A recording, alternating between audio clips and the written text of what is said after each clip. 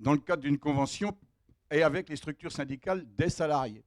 Et donc, je pense que là, il y a quelque chose à chercher. Je suis maintenant, d'autres chercheront avec ceux qui seront en responsabilité, mais parce que quelque part, ce qu'on voit bien, ça a été dit à travers COP de France, c'est qu'il y a une structure syndicale qui, quelque part, a quand même mis la main sur l'ensemble de la coopération. Et là, il y a de l'obscurité qui me gêne. Voilà. Merci beaucoup, Patrick. On va laisser les intervenants réagir. Alors, il y a beaucoup de points qui ont été soulevés. La question de COP de France, la question de la mise en place des contrats laitiers, des nouveaux formats coopératifs type SCIC, ou bien même la question des OGM, et enfin celle de la place et du rôle du syndicalisme dans les coopératives. Alors, je pense qu'on ne pourra pas intervenir sur tout, mais je vous propose chacun à votre tour, peut-être en commençant par Jacques, de réagir. Alors, j'ai pas une réponse pour toutes les questions là. J'en ai une sur la Basse-Normandie. Biolay, c'est une démarche globale. On est en même temps très rigide sur certains points et très agile. C'est-à-dire qu'on pense qu'il faut vraiment être agile, c'est-à-dire rester ouvert, prêt à s'adapter et ne pas forcément tomber dans le panneau des discours d'experts, des lois de l'économie qui nous sont martelées tous les jours. Il faut oser aller à contre-courant. Et là, on est dans une entreprise et on a le pouvoir de le faire, alors que quand on est dans un syndicat, on a le pouvoir de le dire. Et on le dit, on ne s'en prive pas, qu'il faut faire autrement. Et quand on est dans une entreprise, le risque, c'est d'oublier ce discours, cette volonté d'oser défier les lois dominantes, le discours dominant. Et donc, sur le développement de la bio, par exemple, Philippe Collin disait c'est un segment. Effectivement, c'est encore un segment. Mais nous, dans notre objectif, ce n'est pas un segment. Ça fait partie de... Ce n'est pas raisonnable, l'objectif que nous avons, de dire que nous avons pour objectif que toute l'agriculture passe en bio. Pourtant, c'est écrit dans nos statuts. Et ça guide notre action, même si ce n'est pas raisonnable, et peut-être justement parce que ce n'est pas raisonnable. Donc, Biolay, terre d'accueil pour les producteurs, quelle que soit leur situation conventionnelle, on en a plein aujourd'hui, avec du recul, qui faisaient un système très intensif, qui était à l'appli, de la transplantation embryonnaire. Ils ont été à fond dans la génétique. Ils étaient anti-CUMA. Ils se retrouvent dans un groupement ultra coopératif. Et ils sont contents. Et ils ont divisé par 3 leur production. Il y en a qui font de la transfo, des fromages, etc. Parmi ces gens-là. Hein. Donc, il ne faut pas avoir d'a priori. Sur les personnes, surtout. Donc, tes collègues, tu peux les envoyer, il n'y a pas de problème. Fiscalement, sur la question de M. Bailly, les paradoxes aussi. SAS, donc, ce n'est pas une coopérative. Un des outils ou des particularités de la coopérative, c'est des avantages fiscaux pour inciter à être dans des coopératives. Pas d'impôt sur les sociétés. Effet pervers, la coopérative peut faire des bénéfices et ne pas les distribuer. Il n'y aura pas d'impôt sur les sociétés. Donc, elle peut investir. Elle investit, donc ça nécessite après des capitaux, souvent extérieurs, parce que les parts sociales des agriculteurs ne suffiront pas, et ensuite des emplois. Ce qui, au fil du temps, génère un déséquilibre dans le groupe, parce que le poids des salariés, des compétences, va s'opposer à la compétence et au moindre poids des paysans.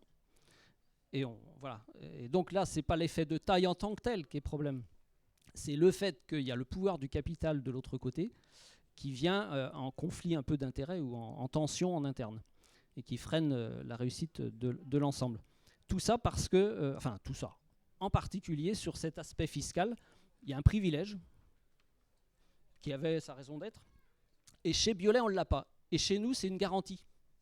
Parce que chez Biolay, SAS, impôt sur les sociétés, à la fin de l'année, tout est distribué en prix du lait et le sera. Si on ne le fait pas, de toute façon, ça sera fait par l'Assemblée Générale pour des raisons qui seront bien évaluées par tout le monde, puisque ça sera un choix annuel pour investir ici ou là. Donc là aussi, c'est des paradoxes, il faut faire très attention, il faut globalement voir au-delà du premier plan, du premier degré, et c'est une des conditions pour moi de la réussite. Voilà. Je crois que c'est tout. Merci Jacques. Oui, quelques éléments sur 2 points. Le premier, par rapport au poids ou l'engagement syndicaliste dans les conseils d'administration des coopératives. Moi, je pense que l'engagement syndicaliste a son poids, puisque on est une coopérative de 1887. Son histoire, par 3 fois, fait qu'il y a eu des mouvements, des révoltes, puisque des adhérents pour faire bouger les choses. Comme quoi, la coopération, c'est pas des choses qui sont quand même un long fleuve tranquille. J'en suis le pur produit. Quelque part, faut appeler un chat un chat. C'est pas l'appareil qui a fait que la coopérative est restée là, ou elle a changé de cap. C'est parce que les adhérents se sont mobilisés pour faire changer les choses. N'oubliez pas ça. Un homme, une voix, c'est quand même une chose. Je pense que ceux qui se plaignent trop des coopératives, d'abord, il faut qu'ils la vivent, parce que je vois beaucoup de gens se plaindre des coopératives, mais qui vivent à côté. C'est trop assez facile, parce que je suis souvent interpellé en disant « il n'y a qu'à Faucon ». Je dis « t'es coopérateur ?» Ben non, je fais ça. Ben, ok. Celui qui travaille avec la coopérative, c'est quand même lui qui a quand même le droit et il a le pouvoir entre les mains. Alors, le syndicalisme, le syndicalisme dans les conseils d'administration, oui, s'il est adhérent. Pour moi, c'est un adhérent qui a fait un... Alors je crois que peut-être on n'a pas assez d'administrateurs qui sont issus des rangs syndicaux. Voilà, mais dire... On vient, parce que c'est une demande générale, hein, c'est pas spécialement ici, c'est une demande générale. Je vois pas quelqu'un qui a une étiquette syndicale qui n'est pas adhérent et qui participe au débat. Je trouve ça un peu bizarre. Mais sur le fond, quelque part, parce qu'ils seront confrontés à la réalité et dans son ensemble. Après, sur une question sur la protéine dans sa globalité. Je pense que qu'est-ce qu'on fait ? Nous, tous les produits qu'on met aujourd'hui qui sont dans le signe de la nouvelle agriculture, c'est sans OGM, sans antibiotiques, avec des notions de bien-être. Donc, vous voyez, mais après, c'est où on s'approvisionne. Aujourd'hui, on s'aperçoit qu'on est sur un goulot d'étranglement, qu'on a plus de demandes. Alors après, qu'est-ce qu'on fait ? Oui, peut-être le fruit de notre histoire et le travail de nos générations passées nous permettront de mettre en place des filières de protéines françaises. On y a travaillé, on vient d'échouer là dernièrement, on va en faire d'autres. On a fait un truc d'extrusion sur le lin et tout ça, le blanqueur. Eh bien, quelque part, vous voyez, c'est de l'innovation et c'est beaucoup de moyens.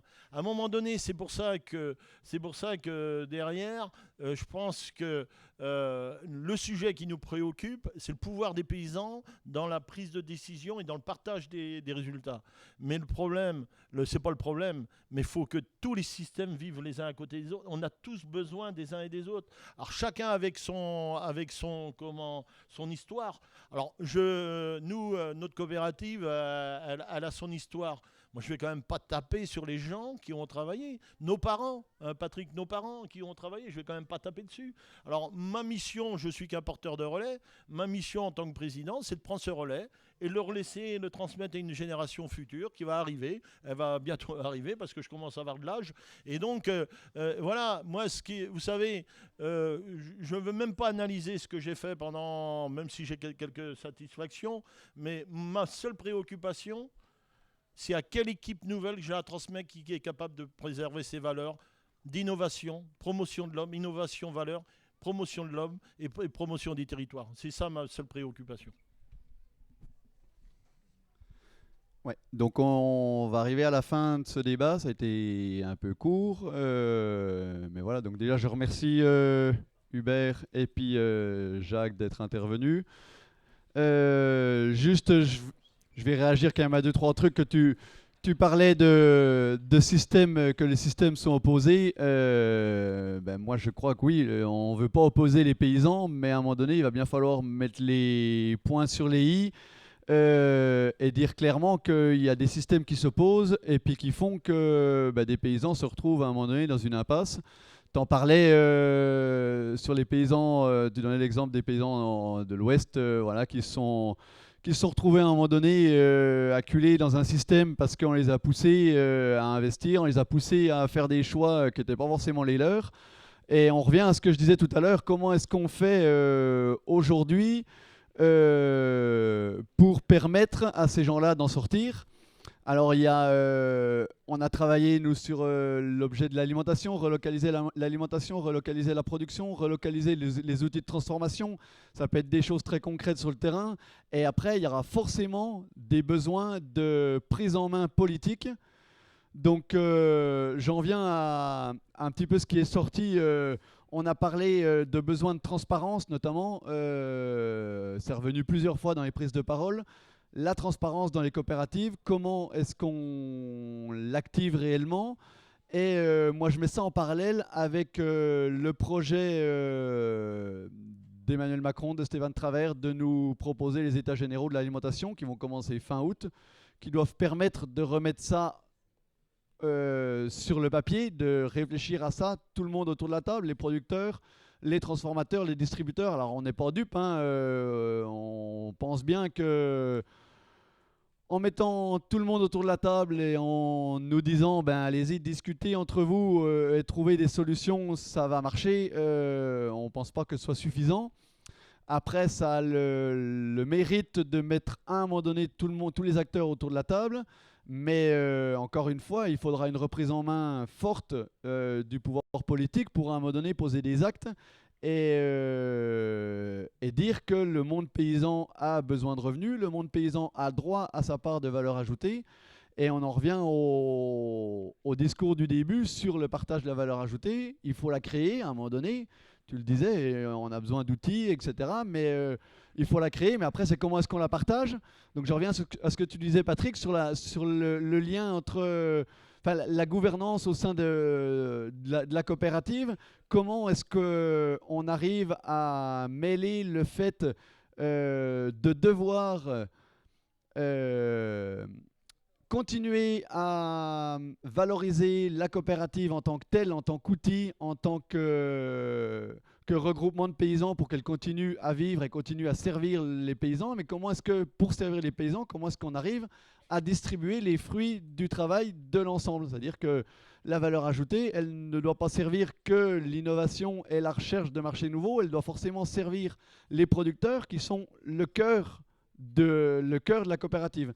Donc comment est-ce qu'on sort de tout ça? C'est quelque chose d'un petit peu compliqué, mais forcément on y travaille. Forcément les coopératives ont des solutions à ça, mais la conf doit s'impliquer fortement. Donc je trouve encore une fois que l'idée de Patrick d'avoir une présence des syndicats dans les coopératives, tu voulais dire une présence, enfin, je pense une présence d'un administrateur qui soit d'une relation établie entre la structure syndicale et les gestionnaires de l'activité. C'est pas une présence de l'administration, c'est bon, effectivement on a ces contacts-là quelquefois, mais d'une façon un peu plus structurée, de façon à voir comment elle fonctionne la structure, à savoir parce qu'il y a bien des syndicats dans des entreprises qui ont la possibilité de l'audit pour savoir vers quoi va leur entreprise pour pouvoir défendre l'emploi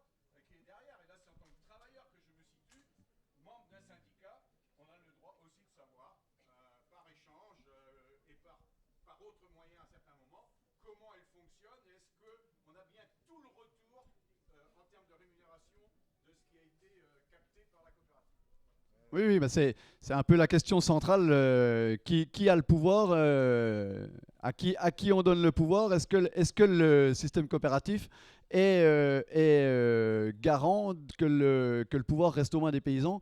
On voit bien que le débat enfin, on pourrait le continuer encore un moment parce que la question est complètement posée. Donc on pourrait le continuer, mais pas aujourd'hui parce que voilà, on me dit qu'il y en a un suivant. À la buvette. On peut continuer le débat soit au Forum du Futur. Je veux juste remercier chaleureusement nos 3 intervenants qui sont venus, alors qu'il y a du boulot à cette saison. Et voilà, merci beaucoup, merci à vous également. Bonne journée.